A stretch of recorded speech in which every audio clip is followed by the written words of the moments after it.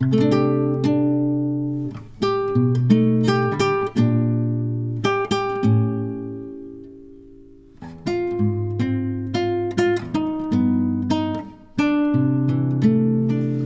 mapagpalang araw po sa inyong lahat. Ngayon po ay March 5, 2026, Huwebes, sa ikalawang linggo ng 40 araw na paghahanda.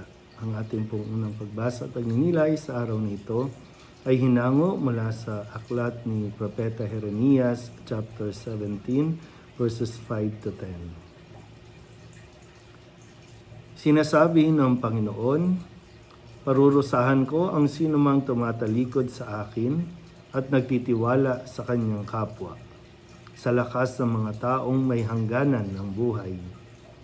Ang katulad niya ay halamang tumubo sa ilang, sa lupang tigang at sa lupang maalat na walang ibang tumutubo.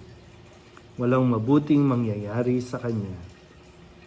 Ngunit maligaya ang taong nananalig sa Panginoon, pagpapalain ng umaasa sa kanya. Ang katulad niya ay halamang nakatanim sa tabi ng batisan. Ang mga ugat ay patungo sa tubig. Hindi ito manganganib kahit dumating ang tag-init. Sabagkat mamamalaging luntian ang mga dahon nito. Kahit di umulan, ay wala itong aalalahanin. Patuloy pa rin itong mamumunga. Sino ang makauunawa sa puso ng tao? Ito'y magdaraya at walang katulad. Wala nang lunas ang kanyang kabulukan. Akong Panginoon ang sumisiyasat sa isip at sumusubok sa puso ng mga tao. Ginagantihan ko ang bawat isa ayon sa kanyang pamumuhay at ginagantimpalaan ayon sa kanyang ginagawa. Ang salita ng Diyos. Muli po, isang mapagpalang araw sa inyo pong lahat sa pagpapatuloy po ng ating pagninilay mula sa unang pagbasa kay Propeta Jeremias. Ito ay isang nagbibigay sa atin ngayon ng isang babala na tungkol sa patuloy na pagsuway sa utos ng Panginoon. Ito po ay laban sa bayan ng Huda na nagiging masuwayin sa utos ng Panginoon. At hindi ito ay kinatutuwa ng Panginoon dahil ang kanyang bayan ay tumatalikod sa kanya.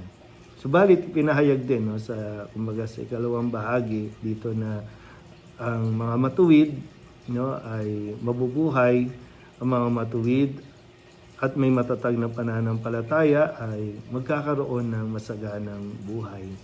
Parang sa unang pangyayari, maaaring magpakiramdaman ng mga taong mas higit na umaasa sa kakayanan ng tao, pakiwari nila sila ay nagtatagumpay, mas maayos ang buhay, mas maginhawa, pero sa kalaunan ay talagang mas magiging masalimuot ang kanilang buhay.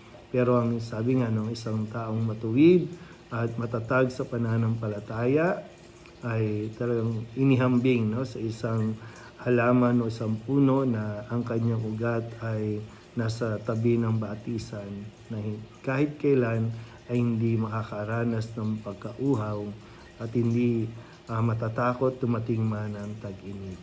Nawa, ito rin ay maging paalala sa atin na patuloy na manalig at magtiwala sa Diyos, at huwag kumapit sa tao. Sabi nga natin, sa Diyos lang tayo laging kakapit.